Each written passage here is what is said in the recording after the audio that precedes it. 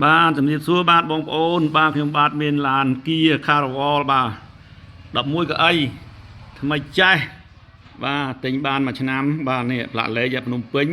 2BZ 5 កុដ 89 បាទចង់លក់បាទចង់លក់បាទបងប្អូនមានចំណាប់អារម្មណ៍ចង់ទិញយកទៅប្រើប្រាស់ឬមកមួយយកលក់បន្តសូមគោរពអញ្ជើញមកមើលហើយសាកសួរបាទតាមការគួរខ្ញុំបាទអាចលក់ជូនបាទលក់គៀ015បាទ015លក់ក្នុងតម្លៃ19បាទ19ចរចាបាទមើលនេះមើលយ៉ាន់ណា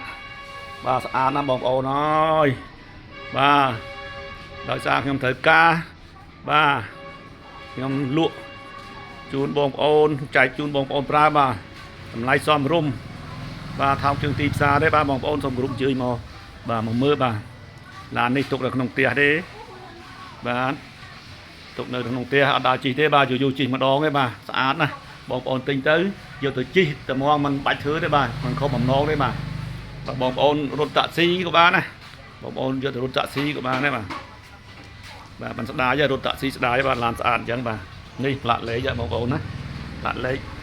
បាទភ្នំពេញបាទ BZ 5 កុដ 89 បាទបងប្អូនមានចំណាប់អារម្មណ៍សូមអញ្ជើញបាទតាក់ទងតាមលេខទូរស័ព្ទ012 25 5 កុដ 89 បាទសូមអរគុណ